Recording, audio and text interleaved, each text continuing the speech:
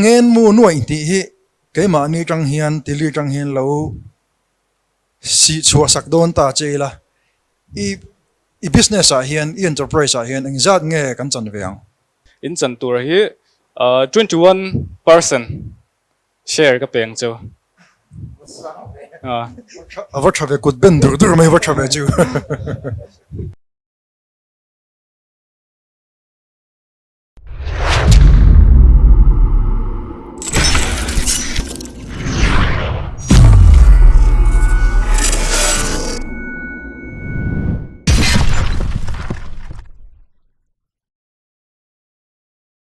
Tun episode hian kan startup som pakhaten kan thang chwa pa te hmaa an Chengrang anon kaw don ani tin kan show hi in lo thir to chuan in shet thawanga kan soinon le anga startup kan ti hi Chengrang ani a tin Ngenmu kan ti hi investment kan ti nia chumia chuan sum mai ni lo advisory kan ti te partnership te kha awama tin entrepreneur kan ti hi pasal tha kan ti te kha ni a ti chuan atobera chuan investor kan ti kha kan thang chwa pa te ani kan show organizers te hi Tharthilthlentu TiLi le Zonet te ani a TiLi Tharthilthlentu Entrepreneurship MSME Support hi mizo mani kutke din tum te tan liaw NGO din ani Roselle ani a L-Shai company changin ani hian Roselle aron din pui don ani le kan lo hlawm le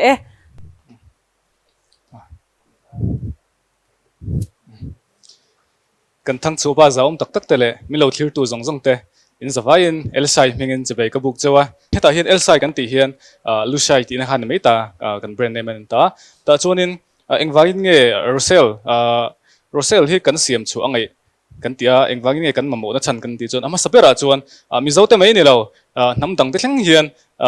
kan ngai tha fok thin chu kan Roselle na khoi poi thei thil hi ni ta ni chu ta tak chuan ei le in Roselle lo kan te ei in Roselle lo kan te ei in Roselle lo kan ti hian zu le rui thei thil le zuk le hom chau hi ni lawa ni tina kan ka chunga kan lo ti lu ve thin junk foods kan tiang te le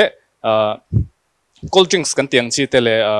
juice kan tiang te hian acidity te hi lo om thina khang te kan Roselle na tan khan a thalo emema tin Roselle na din hun ngai tha kan han ti hian mizo te hi angai tha ber pol kan ni hian ka ria ta tak hian kan natma kan dam lo ma hi chu dam doina te hin kain entir doctor te hi kain entir lo thina ni chu ta tak chu Roselle Juice a Roselle me mathi sen sang kan ti te zun thlum kan ti te le an thatna hi kan soivek seng don lawa atlang pian ta tin kan taksa chaw kan taksa nguai zoi kan tiang chi te hi khatinga khat immunity boost tu thatak kha ani thei bok ani chu ta chuan supplement sang khan akal thei ta tak chuan khami kan in khan heng kan natna sang kan soyang chi te hi kan nei na chance kha atit la niam thei don ani chuanin juice an kalpui thin dana chuan atlang puin a taste tuina angor ngora kalpui hi anom thin ta chuan a dot le chuan a healthy a Roselle na angzonga kalpui hi anom le ta masela a health angzonga kalpui hi atawa baka atuil tuk thin lo ani chu ta tak chuan kaini chuan khami lakop khan atuina le a Roselle na kha karon lakop don ta chuan ate si sweet and sour hi karon kalpui don bok ta a dot le chuan hei poi mol tuka thilreng chu a price poi mo thini botol khathi cheng somin ngaron siam chuak dona chuanin hei kan revenue turan ta 2 lakhs kha kan lo dong ani chuan for kum khatleng hi business planning kan lo na ya hi kan revenue tur han ta profit le revenue le net profit tiang how production cost song song kan tar lang ta botol ngai za tenen kina hei du le kan tilang non lenga chuan a to bera chuan Chengrang chaturu lu tuk mai kanaya che in hung zui nang ma ne nga thang chu pa kan ni ve theinan in Ngenmu kha karon dil cheu ni kalome te ti khan pu Joseph kan som ma sang yo du ber han thang te atop na ni boka ai kan than ti reng ang che to ber nei ni pu Joseph lakher an thur kan tia kan te lai chon kan so chi na kan ei chi na mau hin ha tu na khan ni ron soya a juice siam te hang ho te kha a juice siam tur khan kho langai lianem ti lai abul chan na hian angai lian lem lo khol hi achan tir manualin kan kal thei don ani chu wang chonin achan tira po khan botol sing khat sanga po kha manualin kan kalpui thei dona kha scale up chhovek thei don achan tira hian a materials hi angai hnem lu tuk lo ei entinan mifko te no ma food processing plant ten lo ne ya ข้างหกที่เนี่ยคานจังกบินข้ามีไอเดียมังสีคานที่ด่านที่ผมเสียอัปโหลดก็คัดล้อมเทโซกังเอ็มที่บทลิงก์เพลนเต้นเราเนี่ยมุนดังจังก็โตได้ว่าเลยเราคานที่คานอัดล้อมเทงเอ็มที่คานริ้วรัวเราไม่อะก็เชียนที่เฮียนหัน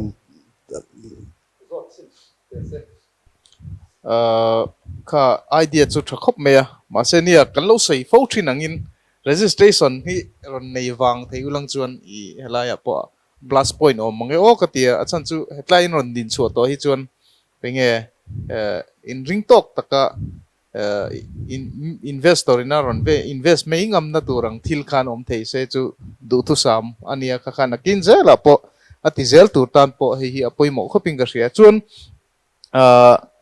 ที่ขานมีดังปะเฮียนเตียนอมเวทเอ็มเฮทิลตัวในไอเดียตักกะฮีให้มีตักกะฮี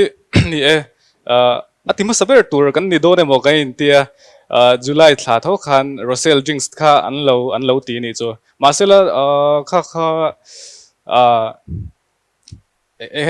first mover คันรถนี่ทำไมตามาเสร็จที่อันละทำเราตาไงสูตรจังไกตะกะอันจังนี่ไม่งั้นที่คันอันหงจุยนไงstrategy ช่างๆแต่กันรถ apply ชาวเวงจะกันนี่ปนอันนี้ July อ่ะจวนไง marketingตัวเตะ strategy เตะ plan เองกิมินเอฟเฟกต์โอ้กันนี่ตัวโมอัตเตสตัวน่าเรียนจนสิขัดชินันละกัลปุยตากระเชียดโซโลจนตัวน่าตีเทียนอัตเตสจินเห็นกับเสียมโดนจูบากาจวนเฮมิโซละสวยจีเราอังจีproducts ดังเฮมิจังเท้าโรเซลจังเท้าเสียมชัวไทยค่ะตัวน่าเฮียนall box ตุย box อังค่ะกันนี่เตลโอ้ตัวนี้ยันสวยจังการ follow up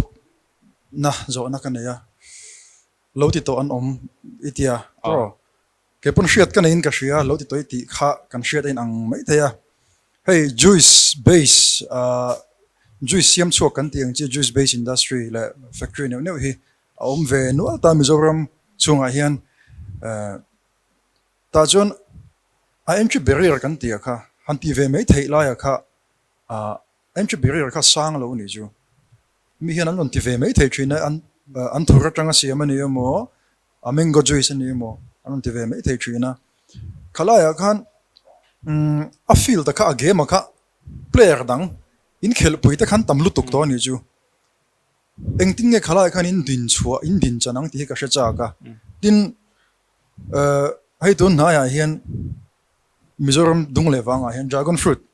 ฮันสวยกันที่แต่ละ dragon fruit ตั้มdragon fruit อินจุงอ่ะเตะหัวนัดกันทาร์นัส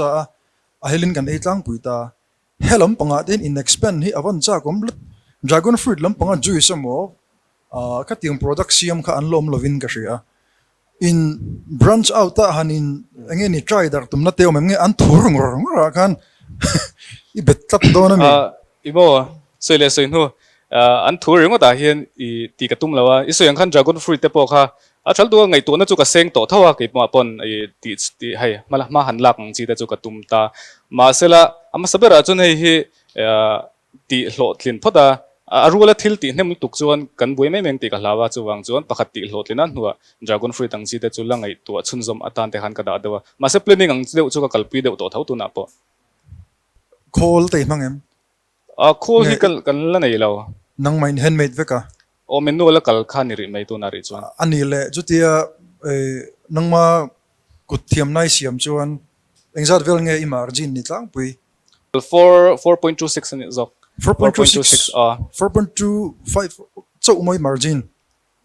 profit margin เจ๊งสมันชัลตาละเจ๊งสมันจวน42เจ๊งลีเล่ที่เจ้าไม่เล็บ42.6%ค่ะเล็บเจ๊งสมลีเล็บอันนี้เล็บค่ะ in margin ที่สร้างเทคบไม่margin สร้างจวนเอ็งนี่ competitor ตะค่ะฮีปนี่จูสมดุลนี่โลกเล่ไม่กันที่เวทเอ็งที่ค่ะอันตั้มชีนั่นนี่จูจุลายจวน in cost กัดดันตัวอินไงตัวไงอินกระเชียนังมาเล่ตัวนักการเราfarm ดังกันเองตัวเตปอกันนี่ตาmachine economies of scale ข้ามี advantage ละเทตัว cost อินทีนี่มาin price point ข้าอินรอนทีนี่เดี๋ยวเทดันไงตัวไงอินกระเชียก็ consumer ตันพอ customer ตันพอให้ afford ให้จอกมันตรมจอกโม่ yang khan atulin ka shia chu chu tro cost cutting kha mm ngai poi mo ma sa nei teu o oh le product enge ni ates in ang vekin in siam ngai do na kha handmade chu na har mai thaya kha product quality in standardized theina tur kha lo khalama khan ngai to na le tha la zung seng deuh teu tro tereng mai kan lau soi to tho enge material chung chang kha dragon fruit te po kan soi dragon fruit chu kum khata hian voi ni voi thum te athar theya chu kum tlang khan ani ta ni an thur hi kum khata voi in zat nge thar kum khada hian season nei ta mo chu eng ti ngei me nai chang hi a season lai hian atam theng ber la khoma ka ha da chata chon a da chatna hian vacuum sealer machine in kan seal dona air tight dewin choin khatenga kan da kha chon a tharil tu kani cho choin khateng khan kan da chat farmers te chang kan ning lo tiranga farmers ten te khanan farmers te chang kan langa choin khan kan lo da chawa kumtluan in teng chon akal pui thai ve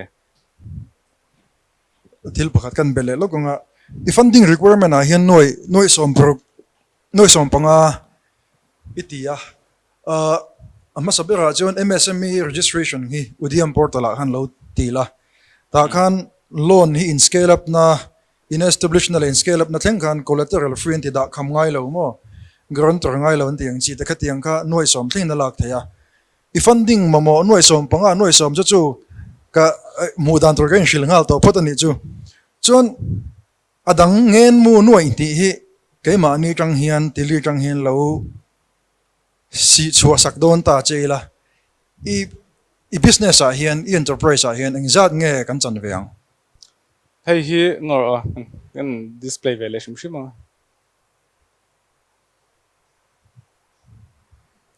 hei hin ta hian in chan tur hi 21% share ka peng chu ava thave kut ben dur mai va thave chu kha chu akan host sang kana chin filor khop mai tur kha chu Anthur wa ni nem kan timek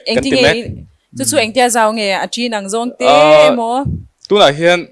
ala zaw lo khop mai mo chin thumang vel chaw la nia mass product nei turin eng tingi ti ang Mizoram ram dang chu lo da chatai la Mizoram chu ring ko chu farmers te convince khan ngai do na farmers te chang hian kg a somnga a kan lak thei chuan ati du hi an tam karinga kung khata chang hian kg nga changa kg sari borwell hi chuk thei bok ta chu ipur kho mai don me ai phul khom don le farmers ten khami adi khoma chun lo bebe kanin te khan kan lang motorin teng khan somnga vel ni chon tuna han eng za ting ye in le tuna hian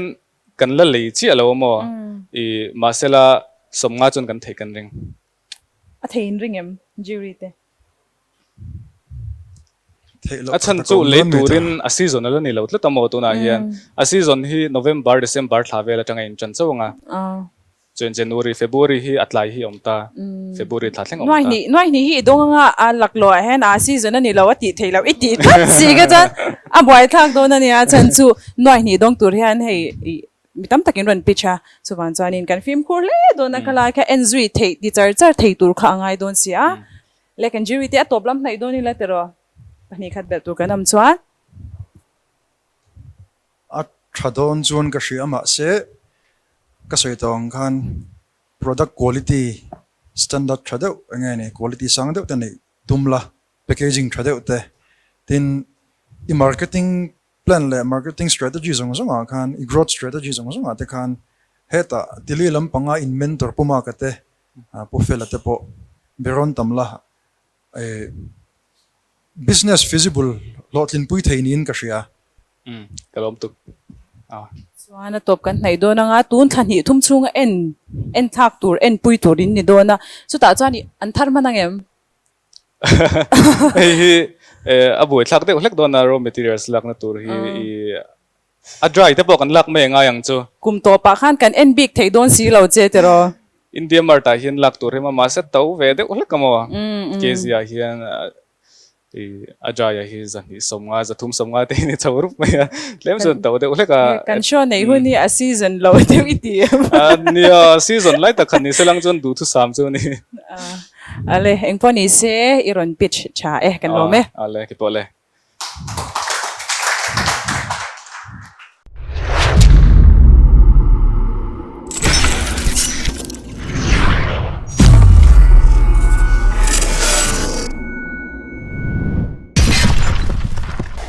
chuê